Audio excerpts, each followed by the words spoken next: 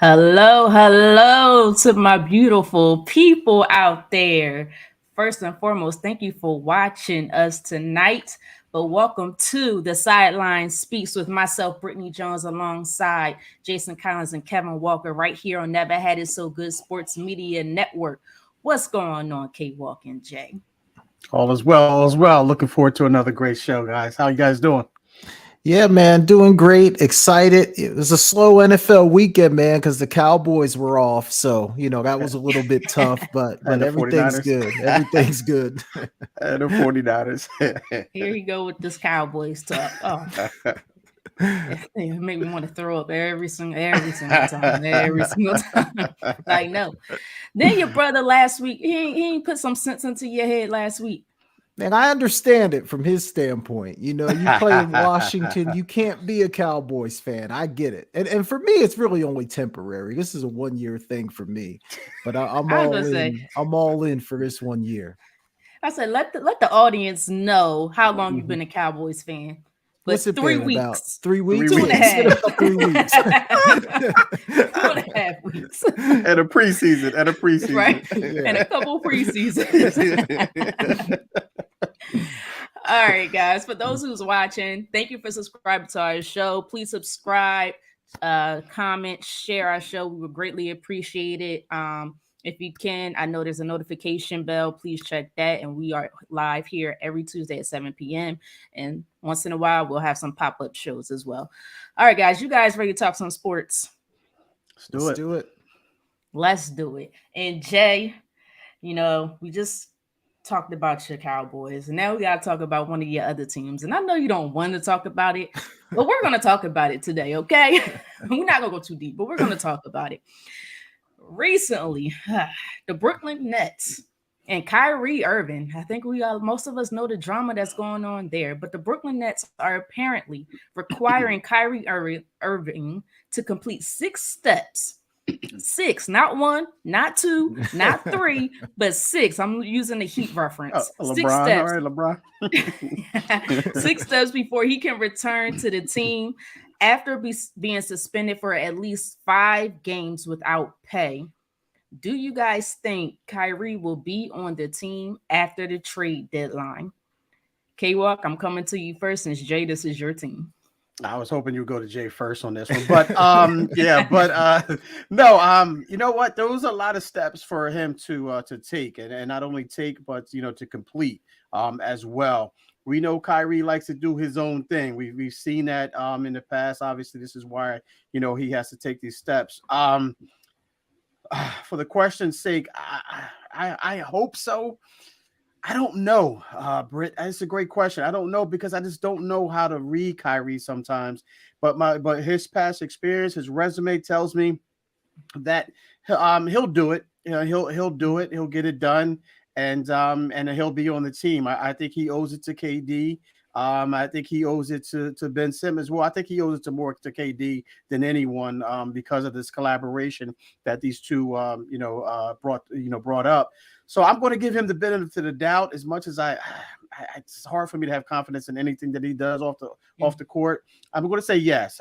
He will be with the Brooklyn Nets. I think he'll get it done for KD's sake. Do you think he'll be traded by the trade deadline? Do you? Great question. I think this goes back to what I said in the preseason. I think it's going to depend on where they're at right now at the trade deadline. Will he be traded? Right now, no one's playing really well in the East other than you got the Celtics. You got surprising that Cleveland is playing well as right now. So everyone's still in the mix as of right now. It's early. If they're in the mix, I say no. If they're not, if they're teetering where they were last season, I say yes, he will be traded. So I'm gonna reserve my judgment right now, just based off of what their record will be at come trade deadline. For me, I don't know, because this is some serious stuff that's going on. So I really don't know. I don't know if he'll do it. I know one of them was to give $500K donation, and that was sent back to him. They rejected that. So that's interesting. It's just Kyrie is just on another. I just feel like he's on a different planet than us. Exactly. Exactly. I love his talent, and I feel like he's not a bad guy, but just he don't think about anybody else outside of Kyrie. Um, Exactly. like they always say, box office guy on the court, but outside of I just don't know, and I just feel like they play better. The two games they played without him and Ben Simmons, to be honest with you, they actually won those games because I Yeah. felt like the Great point. distraction is away from the court. Um, and they were able to share the ball more. KD was able to be more of a playmaker. I think if they continue to play well without him, I don't think he's going to be here. Um, but like you said, it depends on if he'll do these 6 steps. I don't know if he's going to do these 6 steps. I Like don't. I Yeah. really Yeah. don't know. Um, it's a lot. It's a lot. But Jay, what do you say to this? Yeah, no, I mean, I get why we're all kind of conflicted with this. Like, we don't Mhm. really know which way it's going to go. When I saw the 6 steps, like my original thought was, I don't think Kyrie's going to do it. He's a guy that, for a litany of reasons, has been away from basketball, whether it's COVID, Mhm. whether he needed sort of a mental break, whatever it is, we've seen him kind of step away from basketball. So, like K Wall, kind of like you alluded to, this is a guy that kind of wants to do his own thing, Yeah. thinks his own way. And I get the point about, hey, maybe he owes it to KD, he owes it to the Brooklyn Nets. But I feel like he's had opportunities in the past to kind of take that same stance. And that wasn't enough to make him do certain things or be a part of the team. So I'm not convinced that he's going to do these steps. I think that's the first thing. And then when you talk about the trade deadline, talent wise, yeah, I think tons of teams would want him, but now they're dealing with a bit of a PR nightmare as well, Yeah. So when you bring Kyrie in, now you got to deal with the public's opinion of, what, no matter how you feel about it, the public's going to have something to say about it. So you've got to deal with that within your organization. So you have to wonder how many teams are really going to be clamoring for Kyrie, knowing sort of the baggage that he's bringing along with him right now. So, but I think he's either going to be on the Nets or not play at all. I don't know that Mhm. I Yeah. see him in another uniform unless this thing kind of cools over. He does the steps, makes nice with everyone, whatever. Then maybe they'll have an opportunity to move him. But right now, to me, it feels like he'll be in Brooklyn, or maybe he won't be on the court at all. But it's going to just be a really interesting thing to keep your eyes on, because the whole thing has kind of been a big mess. Yeah, it really has. And you made a valid point. If he's not on with the Nets organization, I don't see him being with anybody for the rest of the year. Um, but Kyrie is stubborn, strong minded, and so many other things. Um, so I'm not sure at all. I know the Lakers were interested in him, but I know the Lakers are looking like, do we want to Yeah. touch this entire situation? Because like you said, if we grab trade for him, it's a huge PR situation. And we know how Laker land, La La Land, whatever you want to call it, is about their Lakers. They don't Yep. play. Yep. They don't care that the Rams won a Super Bowl last year. They don't care. They won't show up at those parades whatsoever. But they do not play about their Lakers or their Dodgers. Those are the two Yep. teams in LA. So, but it's gonna be interesting. I wish the best for him. I wish the best for everybody involved. So, but we still got to talk more about your Brooklyn Nets. It ain't over. It's not over till it's over. Because there's always something going on with this Brooklyn Nets team. They really Soap need a opera. reality. They really, really need a Yep. reality show on VH1. So the Brooklyn Nets owner, what they call him, the governor, in front of office, are being urged by others not to hire Coach Ime Udoka. Finally got learn how to say his name properly, or AKA Coach U. What are your thoughts on this? And do you think Nets owner should listen to them?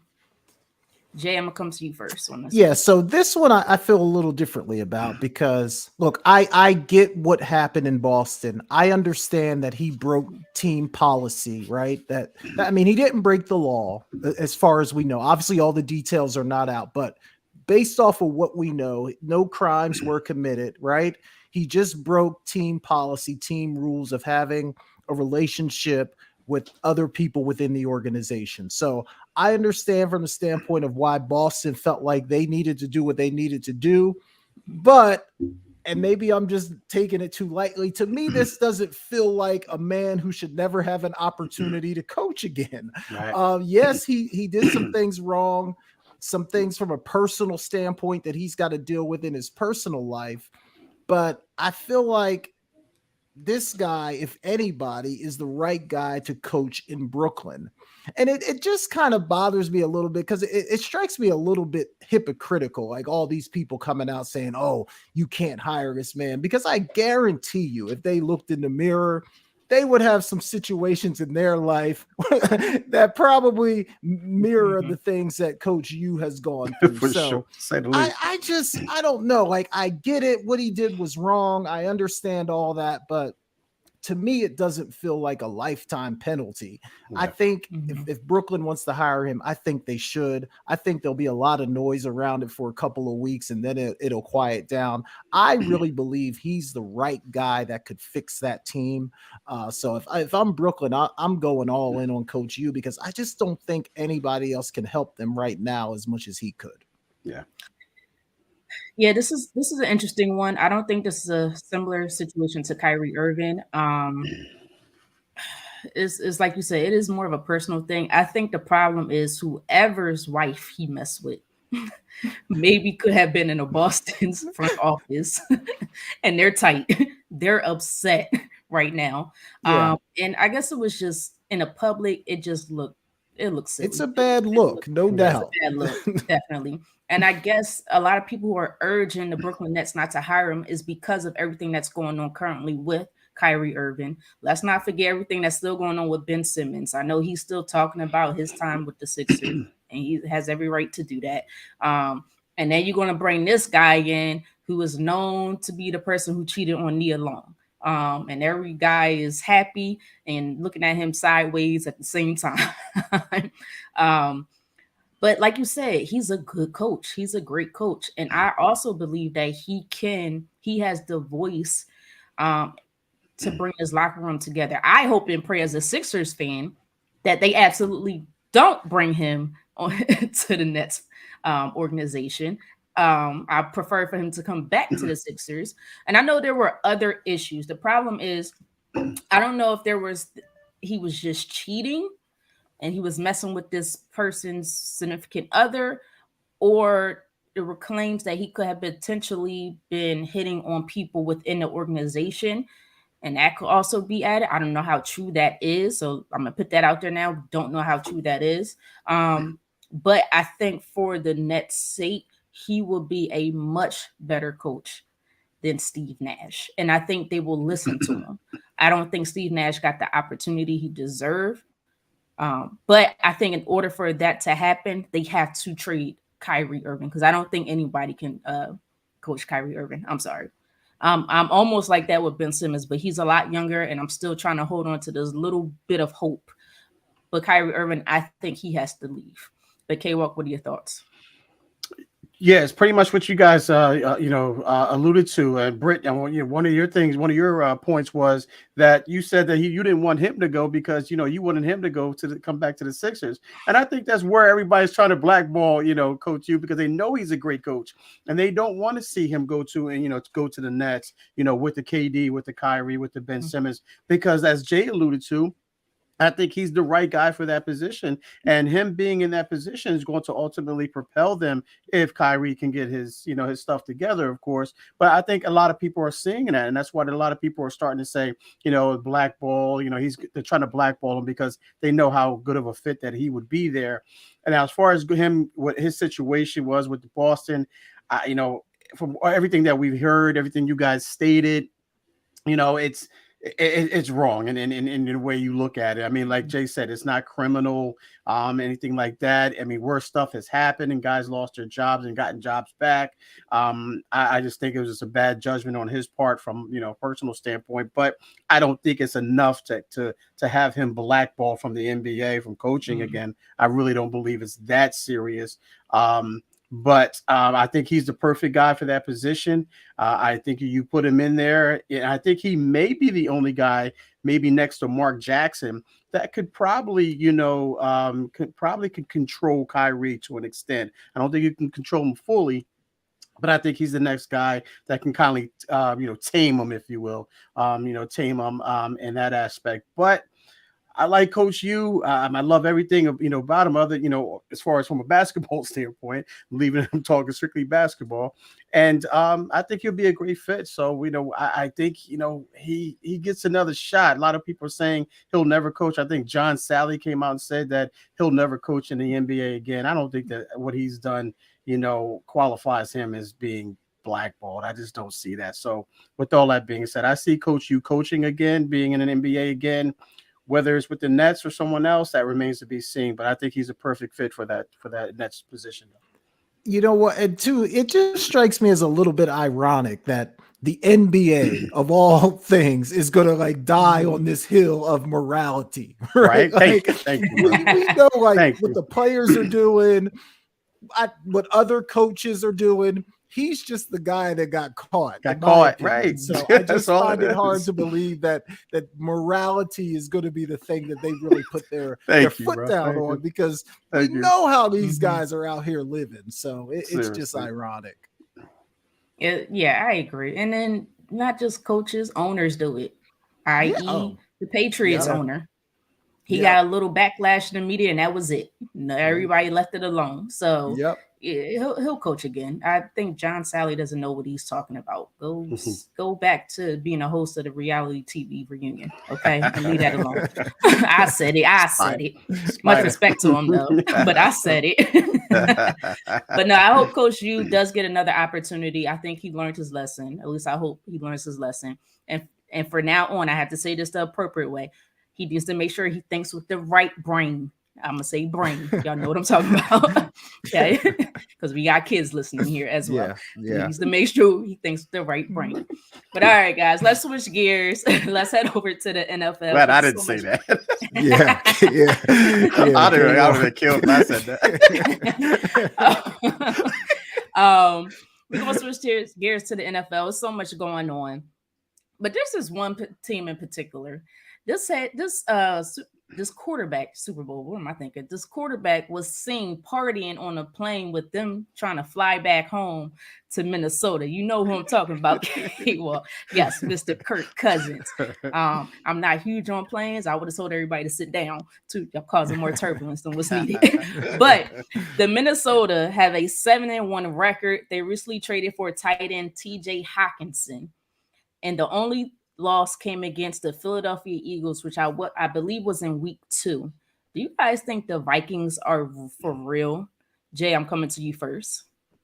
You know what? I hate to keep saying no to this question because I think we've talked about this a couple times before, and every time I'm like, no, I don't believe in them. But I still don't. I know they're 7-1. I know they're playing great.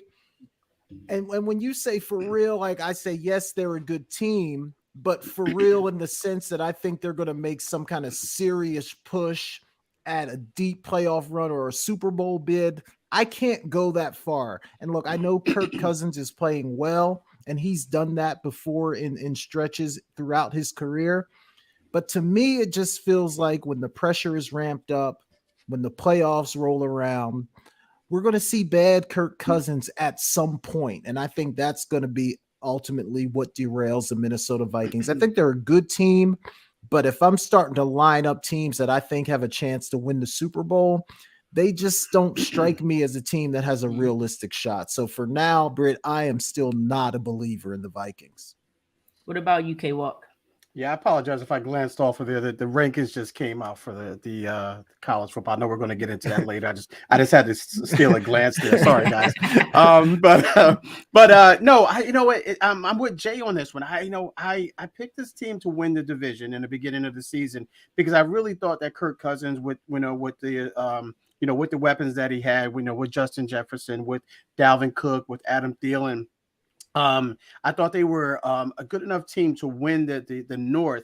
Now they're 7-1, as you mentioned. The only loss was to the undefeated Eagles, Now they made that move to get TJ Hawkinson in there, and it just give them another weapon, gives them another weapon. Now Kirk Cousins is playing, playing with some confidence. We saw him dancing on the plane. If you didn't check that out, because that's the type of guy he is. They had a tough one against the Commanders, though. Don't get me wrong.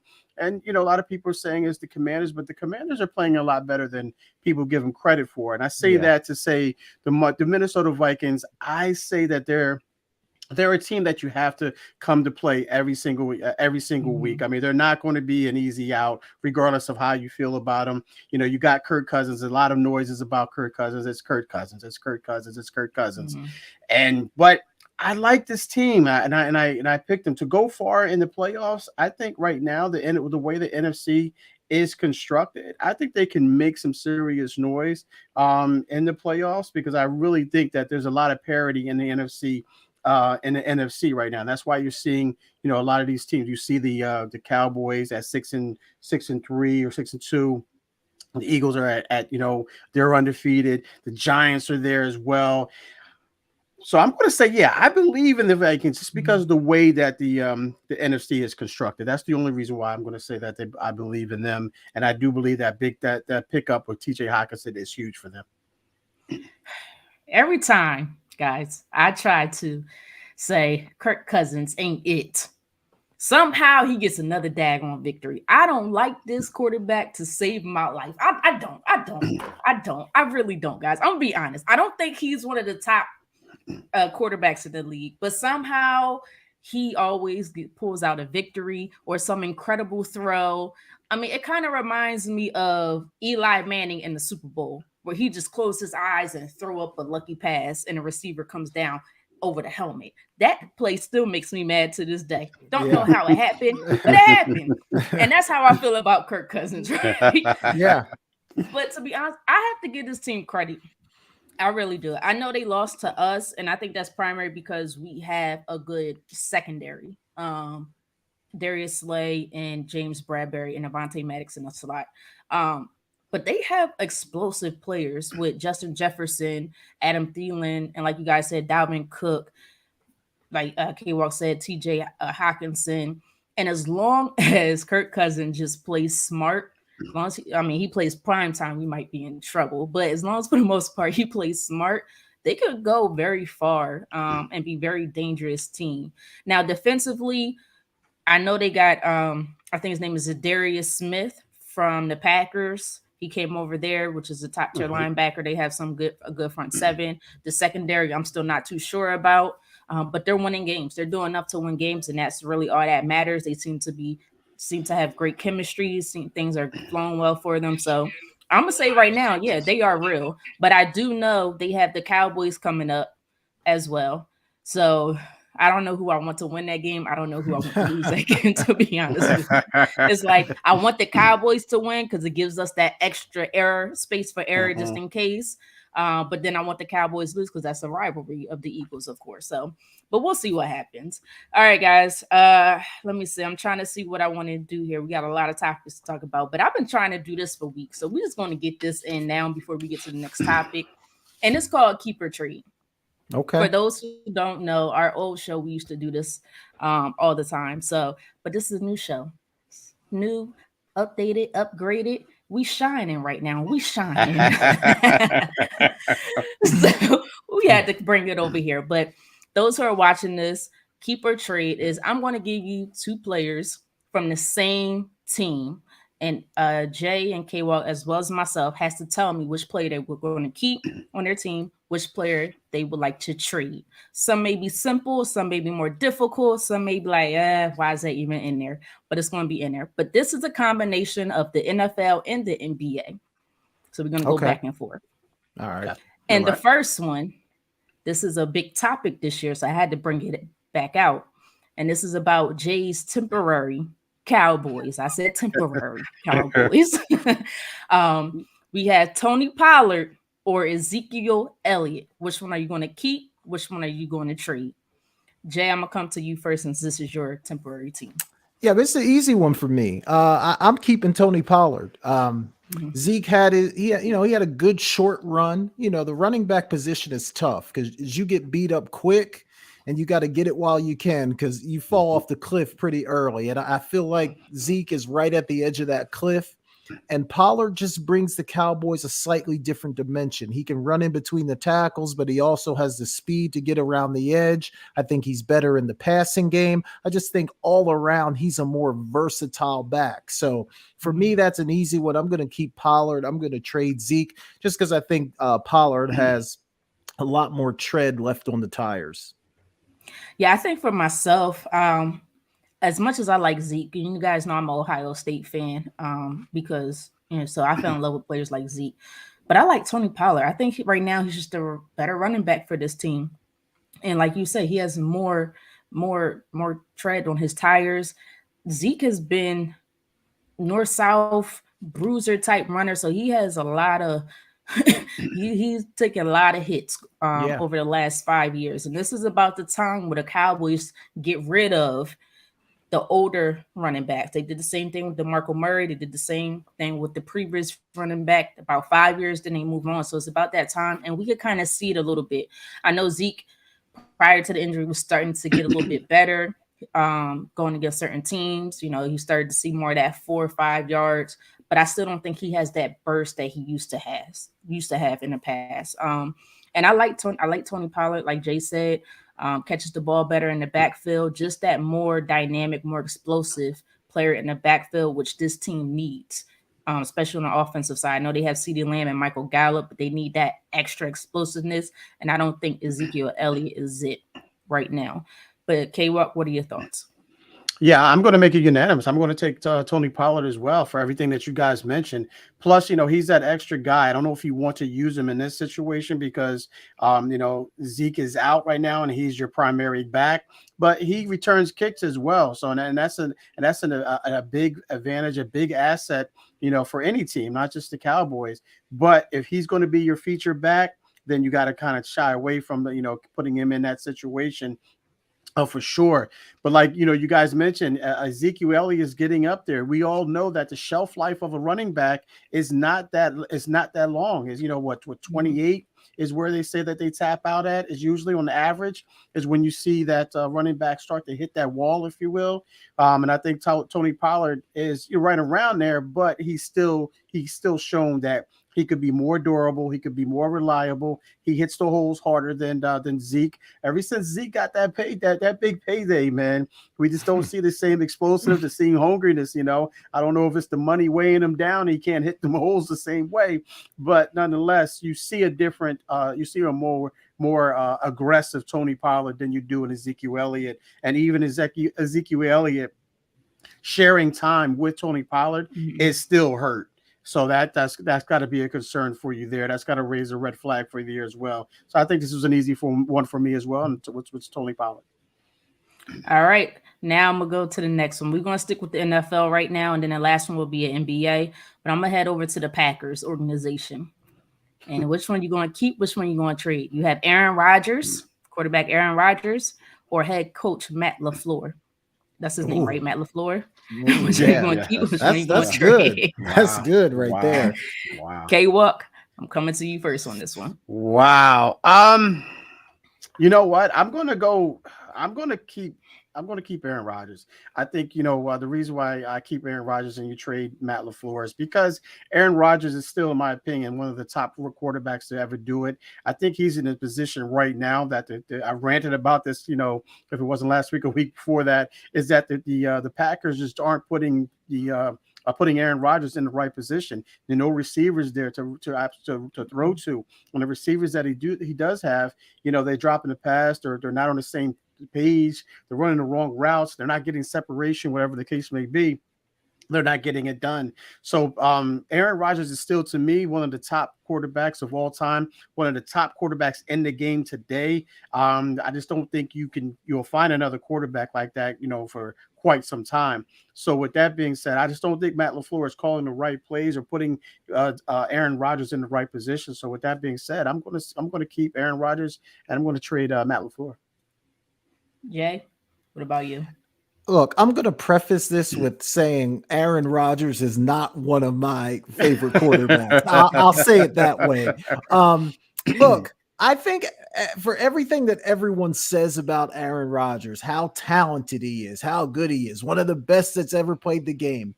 The man doesn't win. He's got one Super Bowl and he's had opportunity. I mean, he should at least have two or three, some of those teams that he's had in the past. And I agree with K-Walk. Maybe right now the cupboard is a little bit bare, but he's had some good teams in the past and could not get it done. To me, I feel like he's underachieved with the talent that he's had, with the gift of that arm that he has. He's underachieved, in my opinion. And I think his best days are clearly behind him. I don't know how much more he has left. Now, look, I'm not going to sit here and say Matt LaFleur is a great coach or anything like that, but I do think he came to Green Bay with a lot of fanfare and a lot of people believed in the system that he runs. So if you just look at longevity, I'm going to go with the young coach instead of the aging quarterback who's proved time and time again that he's not going to win you a Super Bowl. So give me Matt LaFleur. You know what, Jay? I'm gonna have to agree with you on this one. Look, I like Aaron Rodgers. You know, the Hail Mary. I don't know what he does with those Hail Marys, um, but he makes, and he's such a talented quarterback. He really is, but he's just too selfish for me. And like you say, he's getting older. It's time for him to go ahead, sit down, or go to another team. And for the Packers organization, I think it's time for them to start over with someone new. Maybe give Jordan Love a chance. I don't know how he plays. You know how he is. I heard that giggle. They may be looking. Well, it looks like if they keep losing, they may be in the running for one of these top tier young quarterbacks coming up. So I don't know how tradable this Aaron Rodgers contract is because that contract was a little ridiculous. But I gotta keep Matt LaFleur. Oh, you want him for the 49ers? You know what? That actually might be a good He'd be deal, a good 'cause fit there. He'd yeah, be he a would be a great great fit there. fit. Because you got Debo Samuel over there, Brandon Ayuk, Christian McCaffrey. That actually, I don't want that to happen now because that'd be way too dangerous. No, no, no, no. We don't need that to happen. We don't need that to happen. But I think the Packers just need to start over. It's time. It's time for them to get young, for them to get younger and really to start over because this is not it. So I'm going to keep. Who I say I'm gonna keep head coach Matt LaFleur. I'm gonna trade Aaron Rodgers. All right, guys. Last one. I'm gonna give you the choice. I'm gonna give you two teams. You tell me which one you want. You want the Warriors or the Nets? Gotta say something. Who you starting with? Who we talking with? No. You gotta tell me which. Let's do the Nets. Okay, I got you. I got you. I'm sorry. So I thought you said. so you already know what's coming then. All right, I got you. Yeah, let's start with the Nets. Go ahead. You should already know what's coming then. All right. All right. So we did this a long time ago, but we need to bring it back because this is very prevalent for today. So we got Ben Simmons or Kyrie Irving. Man. Okay, what? Who you going to keep? Who you going to trade? Lord have mercy, man. Trade them both. K-Walk. Right? Seriously. Neither one of them are going to play for different reasons, but who makes more money? Whoever makes the most money. That's they what probably you make about the same. That's how I base it over. Wow. I mean, I'm going to trade Kyrie because of the fact of the matter is everything that we mentioned earlier in the show. You just don't know what you're going to get with him off the court. And you know what? He's a great talent. My God, it's just hard to say that because when he's on that court and he's focused, he's one of the best players in the game. I mean, just a phenomenal game, man.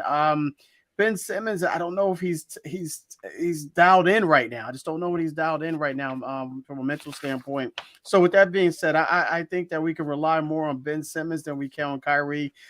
Hard one for me, but I'm going to cut Kyrie and I'm going to keep Ben Simmons just on the hope that he dials back in. You know, he re-engages in my Top Gun reference here. You know, Maverick is re-engaging, sir. So hopefully Ben Simmons can re-engage, sir. I think for me, I have to keep Ben Simmons and trade Kyrie. Kyrie is just a headache. He honestly is a headache. I just feel like there's some hope somewhere. I don't know where I'm gonna find it in Ben Simmons. And again, I got to go back to his age because he's still a young player. He's only 25 years old. Yeah. True. So I feel like there's still some hope. But I don't know how the heck he's been playing. He act like he don't know how to play basketball at all. Seriously. I showed you the video earlier when he got crossed by Luka and he just folded up into a little pretzel. Like, what is going I don't know on? what was that. Yeah.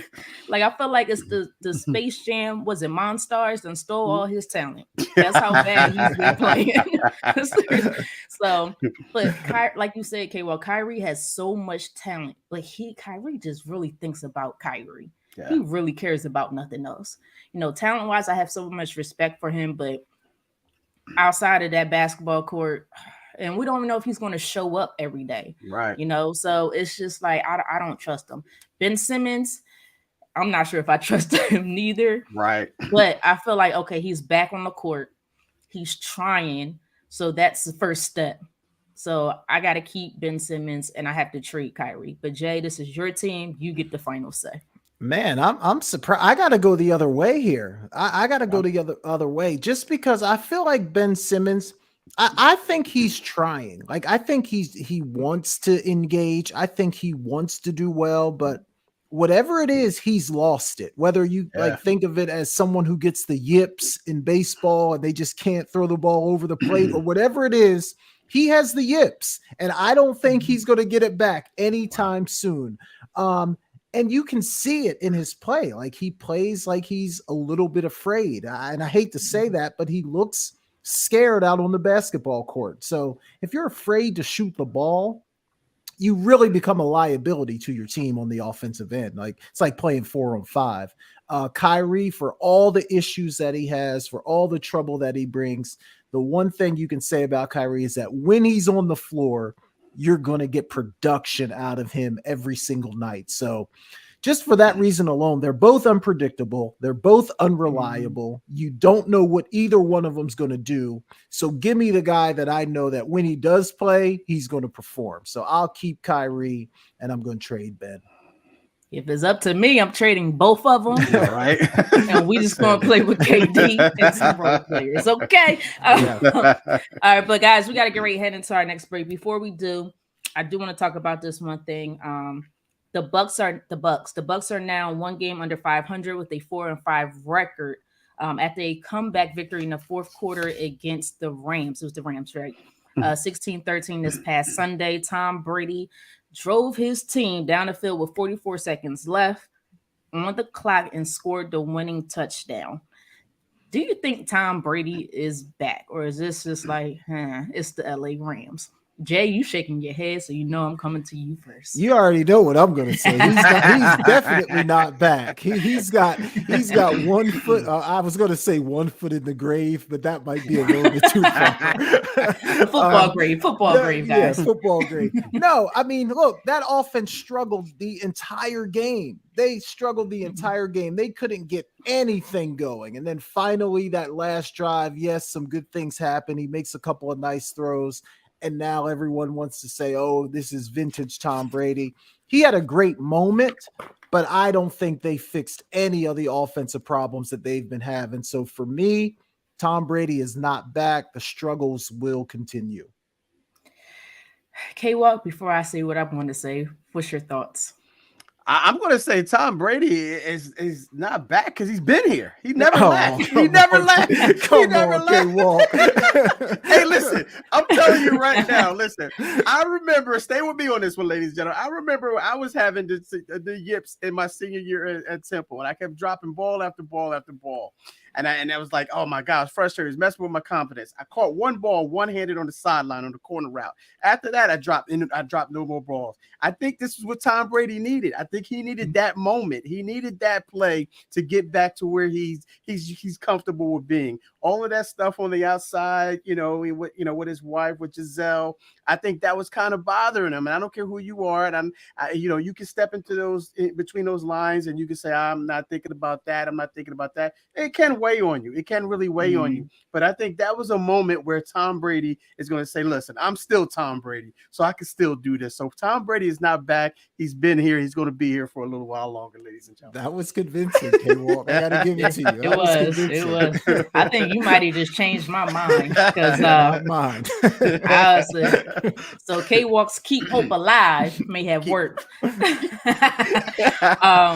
I don't know, guys. I'm still back and forth with Tom Brady because it's like some of the throws that he makes just look off. They just look off.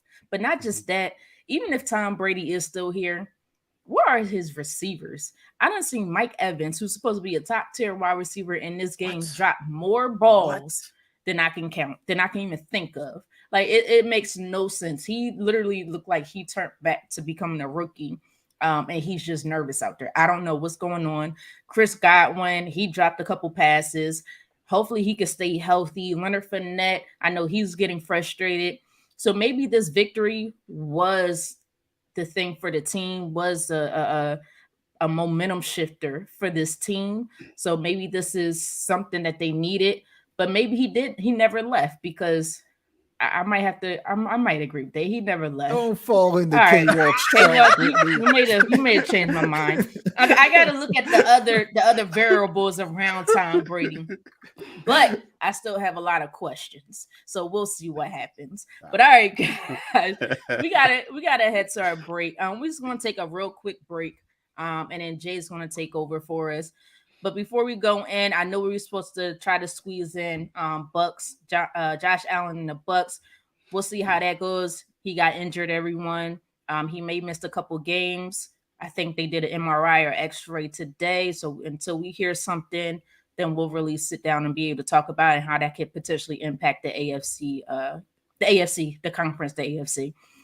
But in the meantime, when we come back, Jay will take over. And of course, we're going to have some more sports talk and some more fun, of course. But you guys are listening to the Sideline Speaks right here on Never Had It So Good Sports Media Network. You're inside Never Had It So Good Sports Radio with Princess Cooper, Tim Moore, David the Duck Riley, Jason Collins, Shoshana Cook, Brittany Jones, Travis McGee, Eric Scott, and Kevin Walker. We make it easy to talk sports.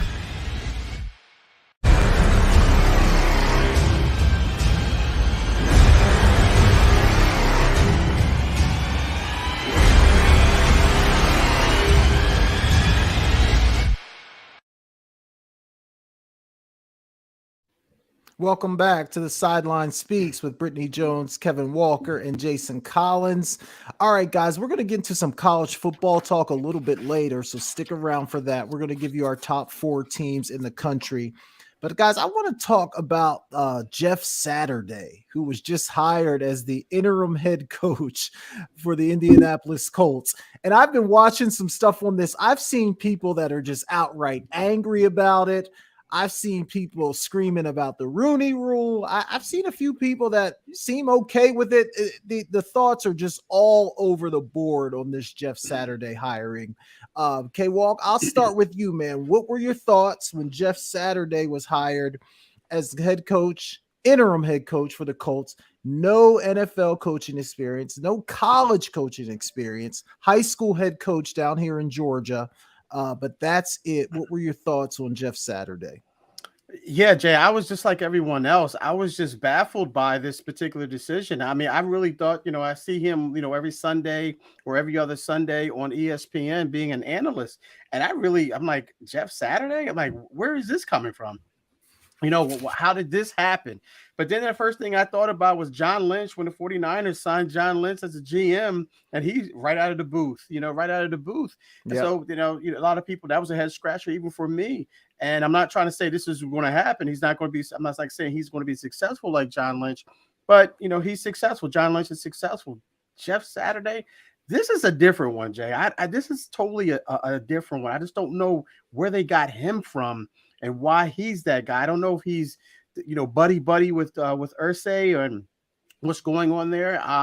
Irsay, he seems to be baffled by it too, but I can't put my hand on it. I don't know what they see in this guy that make them do that unless they just say, listen, we're just throwing our hands up. That's the season. We lost our quarterback. Jonathan Taylor has not been consistent. He's not been durable. Frank Reich wasn't there. They fired their offensive coordinator 2 weeks ago. I can't put my hand on this, guys. I really can't put my hand on this. Why the Jeff Saturday of all people? Because you don't really see, first of all, offensive linemen being head coaches. I mean, that's rare in itself right then and there. But for a guy that doesn't have any coaching experience, maybe, high school coaching, that's rare, Jay. But Britt, I just don't understand this move right here. And they're only 2 games out of first place in the AFC South behind the Titans. So I can't put my finger on this one, guys, and it's really mind boggling to me, to say the least. Britt, what say you? I feel like the owner was just watching a lot of ESPN and liked how he was doing Really, his analysis seriously. over the games. Because I don't know. I didn't see this coming at all. I thought there were a lot of head coaches just sitting there waiting for a job, or maybe someone within the organization that has some sort of coaching experience, whether it's one of the coordinators or I don't know it could have been any. It could have been an intern there. I see them more than I see this guy, but Seriously. I mean, the only thing I could think of is, I mean, he has experience in the NFL. He understands the X's and O's. I'm assuming he has leadership qualities that you would need for the head coaching position. So maybe it was certain other things that they seen outside of that coaching experience, other skill sets that they seen that maybe they really was intrigued about with him. But I was highly surprised. I mean, I would have went out and went and got Brian Flores. I know there was a whole lot going on there. He may be banned from the NFL for whatever reason. It's not enough for me to ban somebody, but I would have went out and hired him as interim coach. But there are other coaches out there. I'm still in awe. I thought Jeff Yeah. Saturday would have been on Saturday nights on ESPN, but yeah, I don't know. Yeah, K-Walk, it's funny you brought up John Lynch because I wrote that down in my notes. You know, how sometimes where you just have a guy that you just want to get your guy. Because I remember when John Lynch got hired, I was very critical of that, especially when guys like Louis Riddick were out there. Yes. And I was like, man, Lynch, why is he getting this position? Right. Yeah. But I think that was just their guy. And I feel like Jim Irsay obviously has a relationship with Jeff Saturday, and maybe that's just his guy for whatever reason. That's his guy. Like if somebody called me to do a show, and they're like, "We need you to bring 2 people with you." All right, I'm like, "All right, I got K-Walk and Britt. They're coming." You know what I mean? Maybe sometimes you just go with your people. So that's the only thing I can think of. Obviously, there's more qualified coaches out there, people with more experience. So he just must be their guy. Yeah. We'll see what happens. I have a feeling they want him to be the coach of that team, not just interim. I think they really want him to be the coach. So we'll see what happens, man. But that was definitely a head scratcher for sure. Yeah. Let's stay on the NFL topic. Let's talk about those Eagles for a minute. Only undefeated team in the NFL. I think that's unexpected. I think a lot of people thought the Eagles would be a really good team, but I don't know that anybody thought they'd be unbeaten at this point in the year. So the question always comes up, can they go undefeated, K-Walk? Their schedule is pretty favorable. Do you think the Eagles have a realistic chance to go undefeated? Yeah, to answer the question, I think they can, but will they is the question that I'm going to say. I don't believe they will do it. I think they'll fall somewhere because I just don't believe that any team is going to go undefeated other than that 72 Dolphins team. I just not buying it. Whether it be a game at the end of the season where they say, listen, we got everything locked up. We don't need to play anybody. So we don't need to win this game. So, that's the only thing that I could think. But if they need to play each and every week, and every game every week is a meaningful game, looking at their schedule, I say they definitely go undefeated in the regular season if every game is a meaningful game that they have to play. Yeah, can they? Maybe. Will they? I agree. No, they won't. I just think there's so many variables in the NFL. Somebody's going to get you at some point over those 17 weeks. It wouldn't surprise me when they go to Jerry's World in 4 or 5 weeks if the Cowboys get them. So I don't think they're going to go undefeated. But Britt, I saved you for last here. This is, this is your team. Can they run the table, Britt? I mean, they can. I would think they can. If the 72 Dolphins team did it, why not? But will they? I don't think they care to go undefeated, to be honest with you. I really don't. I've heard Jalen Hurts come out and say, I hate the fact that I got to sit and say we're 8-0. And I love this kid because he has this team really focused. He's not getting too ahead of himself. He's staying right in the present moment and understand each week is 1-0 each and every week, even into the playoffs. So, I mean, they can, but like you said, Jay, is some tough teams coming up. The Titans, Cowboys. I think we have a couple others in there. Washington Commanders. I want to say Redskins. Washington Commanders. They're going to get Chase Young back. I know they need to shore up their run defense, absolutely, or we're gonna have trouble with the Titans because all they do is run. But can they? Of course they can. Will they? I'm gonna say no. And I'm gonna say I don't think they care. I'm gonna say I don't think they don't care if they do or if they don't. That's not what they're focused on. Yeah, you're right. I mean, at the end of the season, if it's about keeping guys healthy and sitting some guys out, if you've clinched everything, yeah, I don't think you're really going to worry about being undefeated, compared to keeping guys healthy and ready to go for the playoffs. But if we're going to talk Eagles, then we got to talk a little bit of Cowboys as well. Okay, Walk, man, I was thinking back to when we did our like preseason picks for records. And if my memory serves me correctly, I think you had the Cowboys going 13-4. Mm-hmm. They're sitting at 5-2 right now, I think. Mm-hmm. Does that 13-4 still feel realistic to you, K-Walk? How good can these Cowboys be? Yeah, and really spice it up a little for Britt. Yeah, sure. I think there might be 6-2. To be honest with you, I think they might be 6-2. So, yeah, I definitely think so. Jay, you mentioned the Cowboys and the Eagles matchup coming up in the future. But I think they could do it. I think the same way you look at everyone's schedules, the Eagles schedule, and you look at the Cowboys schedule, very winnable schedule for the Cowboys going forward. So that 13-4 record that I predicted, or that I think we both predicted that, Jay, is still very well enough. Can come to fruition. It really can, because the way that they're playing, especially that defense, and that defense can continue to stay healthy and play at the level that they're playing in.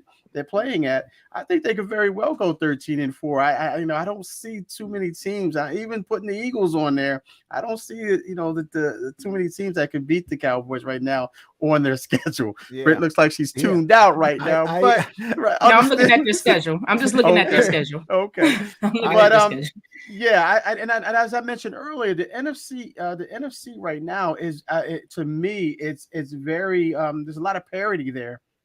There really is. I think some teams are starting to get get healthy at the right time, and I think that's going to be scary. So watch out for them. But for all serious, yeah, Jay, I think they can really do that, man. I really think they can go 13-4.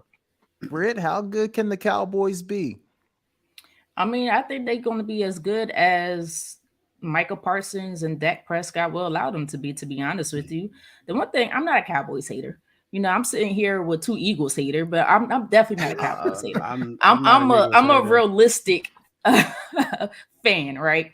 But like I said with the Eagles, they are going to have some tough games coming up. You had the Vikings. We just said, well, me and K-Walk said that we think they're real. Cowboys do have issues with their run games. I think, do they play the Titans? They play the Titans later on. So that might be a factor. They play us as well. These 3 games are going to be tough, tight, close games. The Giants, I'm still going back and forth with them on how I feel about them. So we'll see in the next coming weeks how they play. But can they go 13-4? Absolutely. I think that the 1, 3, or the 4 will be another Eagles. They're going to lose against the Eagles again, of course. Just put that out there in the world. No, I'm just kidding. But no, I think there's enough talent on the defensive side of the ball to carry them. But it's going to be one game where Dak, CeeDee Lamb, Tony Pollard is going to have to make a play against a tougher opponent than the Chicago Bears. The Chicago Bears are coming up. They're starting to figure things out, but they're still young. And again, they're trying to figure things out. But one of these teams are going to give them a much tougher competition, just like the Eagles. Yeah. So we all agree. Cowboys to the Super Bowl. Good job, guys. Absolutely not. Heck no. Wait. Okay, well, was that not the funniest thing you ever heard in your life? We should be on SNL. SNL, Jay wants you. I love Jay SNL. Because he's funny. All right, guys. Let's talk quarterbacks a little bit here. I want to talk about some franchise quarterbacks, or if these guys you would consider them to be franchise quarterbacks.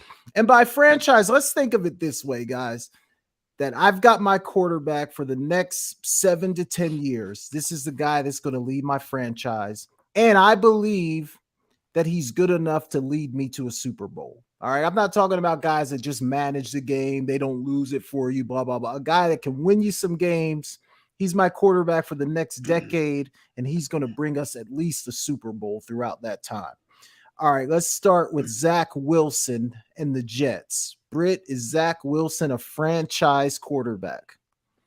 I don't know, guys. I don't. Oh, that's a tough one because when he first came out, I thought he had that potential. And the Jets are what 6-3. I don't know about Zach Wilson right now. I still need time to figure this out because sometimes his decision making is not quite where I need it to be right now. I think what is he in his third year now? Something I like think that. so. Is it Second or is it third, third? right? Second, yeah. I think it's his second year. Second year, third year. Second year, yeah. So I'm gonna give him until his Yeah, third came in year with to Taylor. really make that decision. But if it's his third year, I probably should look that up. We need some work. We gotta get because that offense is not it for me. I think right now they're surviving strictly because of Sauce Gardner and that defense, which is somehow terrific lately. They just beat the Bills, although Josh Allen did injure himself, but they still beat him, injured or not, using the game playing. So you beat him.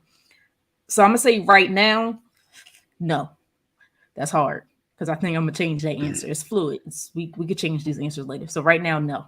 Yeah, it's not as hard for me. I'm going to say no. I've been seeing some stuff with him that I just don't love, and I can't really put my finger on it, but it wouldn't surprise me if in a year or two the Jets moved off of Zach Wilson. But K-Walk, what say you? Franchise or no? Yeah, Jay, I want to put this guy in a franchise because, like Britt said, like when he first came out, I was high on this guy. I was really loving this guy. I thought he had all the tools, the mobility, the arm strength. He could make every single throw. You see him one week where he's playing against the Patriots and he's just throwing the ball just all over the place and just throwing it right to the Patriots. And then you see him last week, this past week against the Bills, and you're like, you can see the potential there. With Robert Saleh in there, man, I think he's their guy. I think Robert Saleh is going to be there for a long time. So with that being said, I'm going to say that Zach is going to be their guy as well. So based off of that, that's their guy. So I'm going to say yes, that's their franchise. He's a franchise quarterback. Okay. All right. This one would have been easy last year. I think it's a little bit of a question now because he hasn't played great. Justin Herbert. Is he a franchise quarterback? Your guy for the next decade can win you a Super Bowl. Britt, what do you say about Justin Herbert? Don't put me on the Jeopardy clock. I'm gonna say yes. I'm gonna say yes. I think he has the intangibles there. I feel like it's a team situation that's going on right now. I don't think the whole team is not playing well. Receivers, defense. I know they just lost J.C. Jackson. Once again, was that their top corner? I believe they lost him. I just don't think the team is playing well this year. I still think Herbert can do it because I saw his tape prior. Because remember in the summer, I was like, I wasn't sure. I was going to take Joe Burrow over until I seen Justin Herbert's tape, and I was like, nah. So I think Justin Herbert still has it. The team just has to get better and play well together. But he has accuracy. He has a strong arm. He could make these small. He can make the small window throws that you need to make in the NFL, and he has shown that last year. Just last year, he's shown that. So I think he still has it. They just have to change a few other pieces surrounding him. So I'm gonna say yes. You know what? I'm going to agree with you here, Britt. I'm going to say yes as well, solely based on his talent. I think if you get the right pieces around him, I do think he could be a guy that can lead your franchise for the next decade and possibly win you a Super Bowl. So I'm going to say yes. K-Walk, what say you? Yeah, I'm going to make it unanimous because I really think he does have the tools. Everything you guys mentioned, like Britt also alluded to, that he doesn't have the pieces around him. He does, but they're hurt. He doesn't have Mike Williams. He's hurt. He doesn't have Keenan Allen. He's been hurt. Their leading receiver right now is Austin Eckler, the receiver out of the backfield. So when you take your receivers out of there, as I mentioned, with Aaron Rodgers, if you don't have those weapons, it's hard for you to to be successful in the NFL. And then we've seen what he can do. We've seen what he can do when he has those pieces. So it's not his fault that he doesn't have those pieces. But so with that being said, I've seen what he's capable of doing. 7 to 10 year quarterback can lead you to a Super Bowl, a couple pieces away. So I'm gonna say yes, he is. All right, let's go to Kyler Murray in Arizona. This guy just signed a long contract. He's making a lot of money. He's being paid like a franchise quarterback, but is he a franchise quarterback? Britt, what say you? You keep going to me first. Because I used to like this guy. I'm gonna say no, guys. I'm sorry, because you said take your team to the Super Bowl franchise quarterback. He just don't do it for me. I don't know what it is. I just feel like he's careless with the football at times. I feel like he tries to be a younger version of Patrick Mahomes. And he has talent. He has talent. It's just something about him that just turns me away. And I'm just like, I don't trust him. And first of all, especially finding out he likes to play Call of Duty more than he likes to do his job and really study film like he's supposed to, that really just threw me off. And they still paid him.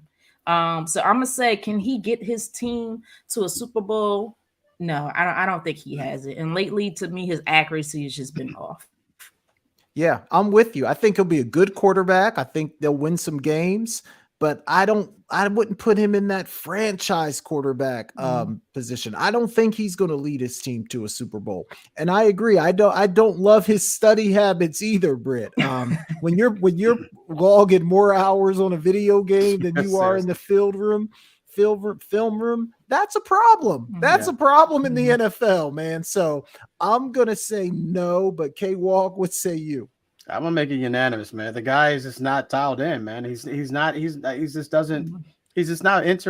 into the game right now. Looking at him, man, and not only that, I think the league is starting to catch up to him. When he runs with that unorthodox style of run where the ball's flying out from his side. People are starting to realize, listen, we don't have to take him down. The way he runs, we just got to knock the ball out, or just get near his hand, get near his wrist or whatever, and the ball will fly out easily. He has DeAndre Hopkins back now, and he just hasn't taken off right now. So with that being said, I say no. I don't think he's interested. He's not dialed in. He doesn't want it. He got the money. So, anytime you get that money, I can't speak for it personally, but anytime you get that type of money, you kind of find, the interest in the game is not motivated enough, because a lot of these guys are playing for that money. And once you get to that point, you just seem to taper off a little bit. So absolutely not, in my opinion. Yeah, man, he got his money. Now he's acting funny. So right? I don't know. All right, let's do two more. I don't think I put this guy on the list, but I think I just forgot, but it won't be hard. This might be a no-brainer for you guys. Lamar Jackson. Brittany Jones, is Lamar Jackson a franchise quarterback, your guy for the next decade, and can lead his team to a Super Bowl? Oh yeah, I like Lamar Jackson, guys. I like Lamar Jackson. I think once they still need to get a couple more pieces surrounding him, maybe shore up that offensive line a little bit more. And they have some good pieces over there. I think because he throws it. He throws that ball quick too. But he could throw the deep ball with accuracy when he wants to, because sometimes it could be a little off. But when he's focused, that ball comes out fast and it comes out accurate. But not only that, he could take off running for 100 yards if he needs to. I think he's on track to get another 1,000 rushing yard season. And I know that's not what you want from your quarterback because of potential injury, but that's a part of his game. And that's what makes this team even more difficult to defend. So to me, yes, I think he has the focus, the drive. And he was one of the youngest MVP winners in the history of the NFL. So I do believe he is a franchise quarterback. Y'all are going to think I'm crazy for this. I like Lamar. I like him. I don't love him. But I like him. I think he's good. But I write it down, guys. I don't think Lamar is winning a Super Bowl. I think he'll be their quarterback for the next 7 to 10 years. All that's great. And I think he'll be very good. I don't think he's going to be great. I don't think the Ravens will win a Super Bowl with him at the helm. So I'm going to say no to that. Okay, Walk, break the tie. Wow, yeah, man, Jay. I'm just gonna give 5 words here. Pay that man his money. Give that man his money, man. I mean that this guy, man. I think he has obviously he has the tools, he has the arm, he has the legs, for sure to get it done. I think he's a couple pieces away, especially on defense. I think they're starting to recognize that. They brought in Roquan Smith from they traded for him for the Bears. He's definitely a franchise quarterback. That's no ifs, ands, or buts about it. Now, is he a Super Bowl type of quarterback? I think he can get you there. I think he can get you close. But I'm with you, Jay, here. I don't know if he can get you a Super Bowl, though, Jay. I don't know if he can get you a Super Bowl, but he can be on the cusp of an AFC championship and possibly a Super Bowl appearance. But can he close the deal, if you will? I don't know, but I have confidence in him. So I'm going to say yes, Jay. I'm going to say he's a franchise quarterback. He can get it done. He can get it done. Yeah, Super Bowls are hard. They are. Mhm. Super They Bowls are are hard to come hard. by. And you make a fair point because he probably is the definition of a franchise quarterback, Mhm. but I really don't think he's going to win the Super Bowl. I really don't. I think there's some throws, like even in that game the other night, he had Yeah. some guys wide open downfield and Yeah. completely missed them. Yeah, I he just really think when in a Super Bowl or a highly competitive playoff game, you just can't miss those kind of throws. So Yeah. I think that's what's going to hold them back from winning the Super Bowl. But you're right. In terms of a guy that just can lead your franchise, I think for sure he fits that definition. So I guess I'm changing my mind a little bit on Lamar. All right, last one, real quick. I'm gonna start with you on this one, K Walk. Jalen Hurts, Eagles quarterbacks, got him 7-0 right now, but is he that guy for the next decade? And can he lead the Eagles to a Super Bowl? No, absolutely not, man. The guy sucks. I mean, there's nothing about it. He doesn't have the arm strength. He doesn't have the legs. He's not humble. No, I'm just kidding. No, just total opposite of what I just said, ladies and gentlemen. Absolutely the prototypical franchise quarterback, a guy opposite everything I just said. He has the arm talent. He has the legs. He has the leadership qualities. And like Britt mentioned earlier, he's so humble. He's so in the moment. He understands, like, listen, we're here right now. So this is what I'm focusing on. When we get there, that's when I'll start to focus there when we get there. So I love him. I love it. I said that to the beginning of the season. I said that the Eagles will go far in the playoffs. And they would win a division as long as it's all predicated on Jalen Hurts' play. He's not only met the expectations of mine anyway, but he's exceeded them by far. And bringing in A.J. Brown doesn't hurt either. And then making a trade for Robert Quinn and bringing in Gardner Johnson as well. They just brought the right amount of pieces, the right pieces around him in order for him to be even more successful. So absolutely. All right, I'm still thinking about this one, so I'm gonna go to Britt next. Britt, what say you about Jalen Hurts? That's that temporary Cowboys heat. I say temporary because he's not a real fan, guys. He's a temporary fan. But no, I'm gonna be honest with you guys. So over the summer, like I love Jalen Hurts from the day we drafted him. Right, I wasn't too sure. I was like, okay, and I was like, we have a quarterback. We even had a backup quarterback at the time, but they said no. We want quarterback factory. I don't know if that's what we have, but we went and got Jalen Hurts. And I could already tell I liked his personality, but I wasn't sure how he would be on the field because we've seen him years past. But something said to me, give him until his third year. Allow him to really learn the system. Prior to this year, he's never been in the same system or had the same head coach past 1 year. Every year is a new system. Every year was a new head coach. This is the first time since high school, guys, since he has had the same coach for the second straight year and has been in the same system for the second straight year. So, and you can see it. He's making the throws. He put the work in the offseason. I think he worked with Tom Brady to really learn. He worked with a bunch of quarterback training coaches in the summer, and you can see the impact. He has better anticipation.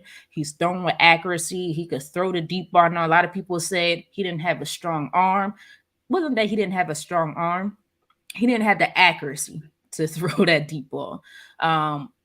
is I'm in awe. I'm in awe. Now he's don't get me wrong, he's still a young quarterback, so he's still certain things that he still has to work on, especially when it comes to blitzes and understanding, where's your back, or the person that will bail you out. You guys are football guys. I can't think of the name right now, but so, and like he was humble, the leadership. I've never seen a young player act like this before. He's acting like he's 50 years old and just been in a game for 85 years. So this is different, but I absolutely think that he could be a franchise quarterback and he could take his team to the Super Bowl because he makes them believe, and that's important. Yeah, Jay, real quick, Jay. Yeah, Britt, you made a point there, a great point there as far as him being humble. I mentioned it too, but I think that Tua Tagovailoa situation where he was at Alabama, I think that really made him feel, confident in himself, knowing that when he went to Oklahoma, and I think that whole situation prepared him for him being as humble and being a leader that he is. Just wanted to throw that out. Yeah, no, I agree, and I think he does have the physical attributes. Obviously, can use his legs. He's throwing the ball a lot better this year than he did last year. Much but better. You guys are right. I think his attitude and the sort of the way he approaches the game, that's going to be the difference for him. So I'm going to agree. I think he is going to be a franchise quarterback, and I do think he's good enough, and that team around him, especially to win a Super Bowl. All right, guys, man, the time is moving. We're sort of up against the clock here, so let's just guys. He's trying to get paid. That's right. Are we all? Yeah, that's right. Let's jump to college football real quick here. Walk, you said you peaked at the rankings tonight. Who was in that number 4 spot, man? Before I didn't get a chance to wait. I didn't get a chance. No, I didn't get a chance to see the whole thing. I just saw the number 1 spot. Okay, because I know 1 through 3 is pretty. I think everybody's sort of on the same page there, but it's that 4 spot that's going to get interesting in college football. Just because it was a crazy weekend. Georgia beat Tennessee, LSU beat Alabama, Notre Dame beat Clemson. So it was just a really wild weekend in college football. So let's get into it, guys. Who are your top 4 teams? I mean, when we get to this point in the season, those 4 spots are coveted. There's only 4 that can get in, but there's a lot of teams that feel like they have a good case for being in the college football playoff. Britt, did you look it up? Who was in that 4th spot? I'm a little surprised here. They have TCU. Okay. That was one of the teams that I thought potentially could be number 4. But K-Walk, man, I'll go to you. Who are your top 4 as it stands right now?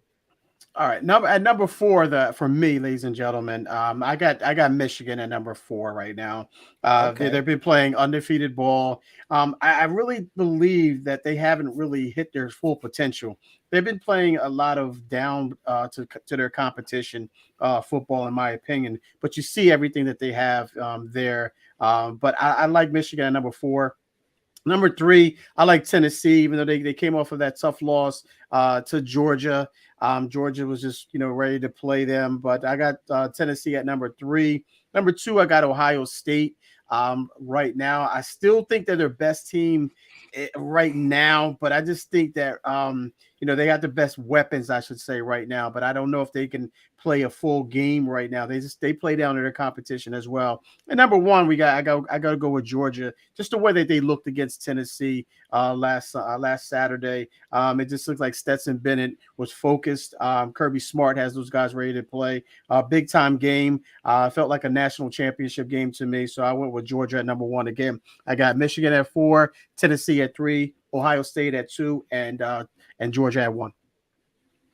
Yeah, we got the same 4 teams, K-Walk, just in a slightly different order. I mean, I got Georgia at number 1, obviously. I think they're the best team in the country. When they're focused and they play their best game, they just make it hard on everybody. Yeah. So I got Georgia at number 1.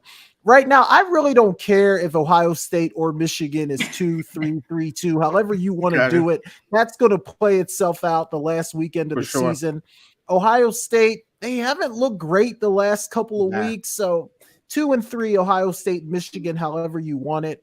I kept Tennessee at 4, even though they lost to Georgia. I know TCU's undefeated. I know people think they might deserve that fourth spot, but for me, I'm just asking myself, if TCU played Tennessee's schedule, would they be undefeated? And to me, that's an absolute no. So I've got Tennessee at 4. So I got Georgia, Michigan, Ohio State, and Tennessee at number 4. Britt, what's your top 4 right now? Can we get some love, Buckeye? Come on. Can we get some Buckeye love up in here? We always got to be number 2. Everybody got his number 2. No. Look, Jay, like, I'm a Penn State guy. You know, darn, I don't know that team. Get out of here with that.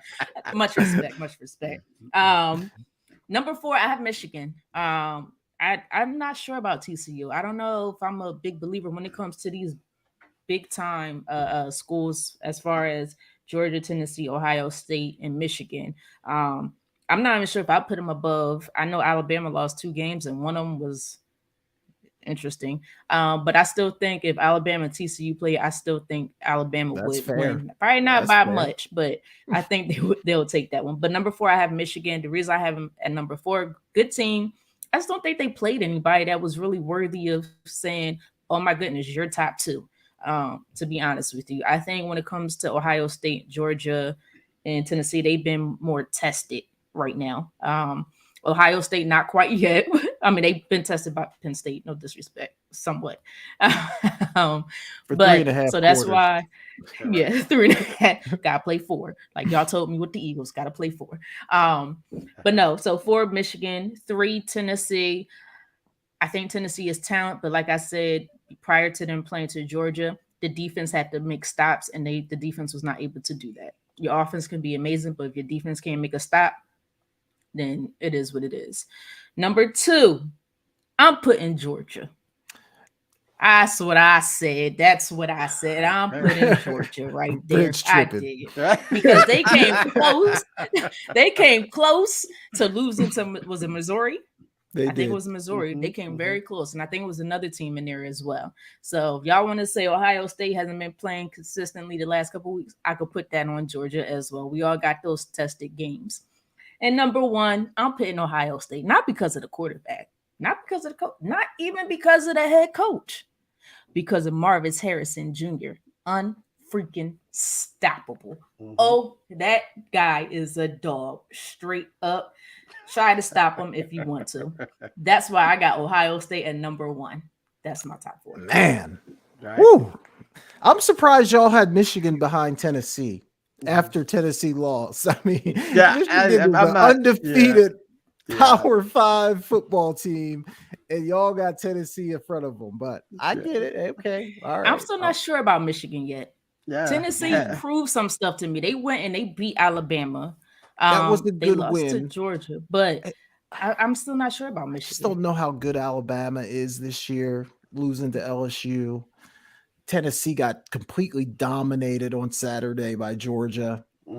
I don't know, but good stuff, y'all. We're gonna do our top 4 every week until we get to the end of this thing. So that'll be fun. All right, guys, we're running out of time, but we got to squeeze in our 1-minute rant, ladies and gentlemen. This is the part of the show where, if you got something on your chest, this is your chance to just get it off, to let it out. Whatever is on your mind in the sports world. Look, it could be negative or you could do a positive rant. Believe it or not, I got a positive rant tonight, guys. Okay. So this is just your opportunity to get whatever is on your heart, to let it all out.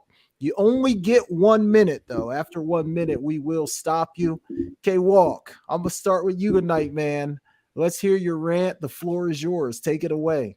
All right, my rant tonight, ladies and gentlemen, is for the Los Angeles Lakers. La La Land, as Brittany called them earlier.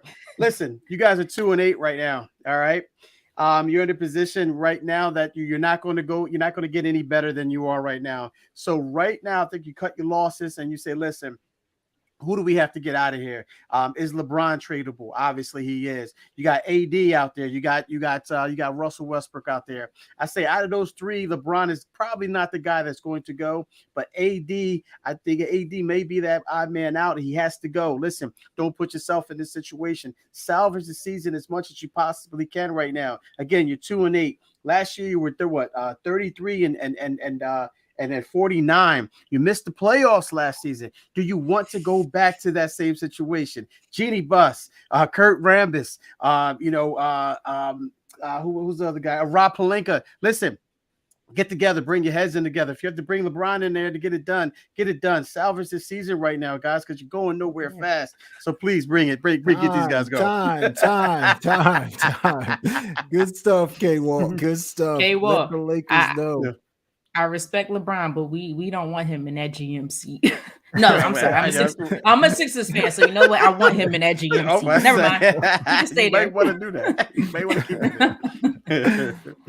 All right, Brittany Jones, the floor is yours. You got 1 minute to get it out. Whatever's on your heart tonight. Guys, I got notes. Had to write my notes, make sure I hit everything, because Mr. Aaron Rodgers is playing like a straight joke. I don't know what's going on with this guy. One of the most selfish quarterbacks in the entire football league, probably in the history of the football league. You care more about your $100 million contract at your old age that you are willing to lose out on a big-time wide receiver that could probably help you right now, because none of your other receivers right now is catching anything. They not catching anything. You would have thought their hands is frozen solid because the ball slipped right through their hand, wide open. And then you got the nerve to go out against the Lions and have a stat line. And I got to read the stat line, guys. 23 of 43 for 291 yards.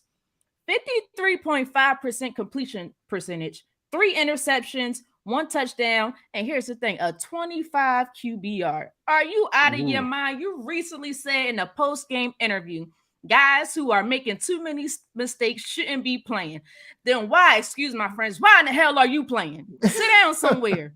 Why are you playing? Because you're playing like crap. I'm done. I had enough of that. All right, Britt, that was good. You put A-Rod on notice. I love it. I like it too, because you know how I feel about A-Rod, but that was good. That was real good. Look, I'm gonna keep it positive tonight for my rant. I want to rant about the Georgia Bulldogs. I believe the Georgia Bulldogs are college football's next dynasty. For the next 10 years, Georgia will be the new Alabama. They've recruited extremely well over the last 5 years. They're good offensive, defensive line, wide receiver, defensive back, every position on the field. They have better players than their opponent. Georgia is the new king of college football, and the Alabama dynasty is over. So this is just a hat tip to the Georgia Bulldogs. All right, guys. We got to get ready to wrap this thing up. But before we do, we got to do our Who's Ballin' segment. Every week, we want to shout out a team, a player, a coach, well, whoever you want, somebody who's just been getting it done. So, K-Walk, who you got this week, man? Who's ballin'? Hey, listen, I this might be packing on to what Brittany just got finished saying. I'm gonna give my man Devontae Adams a shout out, if you will. Devontae Adams had a heck of a game, even though they lost the game. He had a heck of a game, and the reason why I'm giving him this balling award this week, because for everything that Brittany just said and my rant last week about the Packers. So I'm going to continue to pile on the Packers organization and Aaron Rodgers. Devontae Adams had 10 receptions, 146 yards, and 2 touchdowns. So my man went out there and he was doing his thing, and he is balling. All right, that's good stuff. I'm going a little off script with my man. I'm going to women's college basketball as that season is getting started here. The UConn women played the other day in an exhibition. AZ Fudd hit 9 3-pointers. She was absolutely on fire. She's going to have a great year this year. So AZ Fudd absolutely balling. Brittany, what say you? Who's balling? I'm going to switch gears and I'm going to head over to the NBA. And it's going to be a little different. It's not a particular player. It's actually a team. I got to shout out the Utah Jazz. They traded everything away, but guess what? They're 9-3 right now with wins against the Nuggets, Timberwolves, Pelicans, Clippers, Lakers, and they beat the Grizzlies twice. Not once, but twice. They ranked 10th in the league in points per game at 116.4. They rank 8th in offensive rating and 8th in the league in defensive rating. Right now, led by Lauri Markkanen in points. Can't even say his name. But the Utah Jazz are balling. No, that's that. Yeah, that's a good one right there for sure. All right, guys, good stuff tonight. That was a lot of fun. Before we get out of here, K Walk, let the people know sort of where they can find you on social media and also what you're looking forward to this week, man. I know it's only Tuesday, but another great week for sports. So what are you looking forward to, and where can the people find you? Yeah, you can find me on Instagram, Kevin.Walker142, Twitter at Kevin Walker142, and Facebook at Kevin Walker.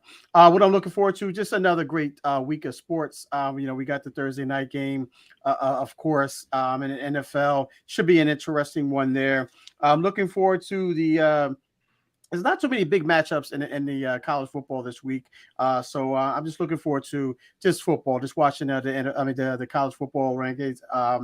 As far as the NFL goes, I mean, we had some quality teams that were off last week, but we got some good ones this week. So I'm looking forward to my 49ers and see what they can do against the Chargers as well. Getting a lot of guys healthy. So Brittany and your Eagles fans right now, look out for those 49ers. If they can stay healthy, I'm telling you right now, it's going to get serious for you guys. Why you come for me? He a I temporary think Eagles Cowboys fans. fan. I'm saying Eagles fans. I'm some Eagles What fans. are the temporary Hey, we going for Cowboys the fans? side. Hey, we coming for that number one spot. Ludicrous. We coming for that number one No, spot. I can respect that. I respect that. Cowboys ain't there yet, so I can respect that. Okay, Walk, I'm with you, man. I think the 49ers are on their way, and I do think those Eagles fans need to be worried. I'm looking forward to just watching as much football as I can. And you guys can find me on TikTok, Twitter, and Instagram at Jason Talk Sports. Go ahead, Britt. You just had to say the Eagles fan. Like you worried about my Eagles, and you need to worry about your Cowboys, okay? Your so-called Cowboys. Anyway, you guys can find me on Twitter, TikTok, and Instagram at Brittany Monique. And also I'm looking forward to NBA basketball, of course. Everybody knows I love football, but I play basketball and I love basketball even more. So I'm a huge Sixers fan for those who don't know. So I'll be watching basketball, of course, this weekend. Football, my Eagles play Monday night against the Commanders. That's right. Forgot their names, That's gonna be a Commanders. tough one. And I'm also looking for look at these shots. You get now, if the Cowboys go down over something stupid, I'm coming for you hard. I was gonna leave it alone this year because I felt bad for you, but I'm coming for you so hard. So you better hope they go far.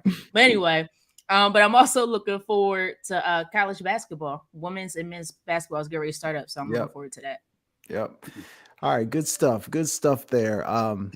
Ladies and gentlemen, if you come across this show, if you're listening right now, if you find us on YouTube, do us a favor, hit that like button, go share it to someone. We are trying to hit that 100 subscribers number. So hit that subscribe button for us as well. Tell a friend, pass it on. We're really trying to grow the show, and we definitely would appreciate your help and support with that. We will be back here live next Tuesday at 7 o'clock. We thank you for listening to the Sideline Speaks. For Brittany Jones and Kevin Walker, I'm Jason Collins, and we'll see you next week.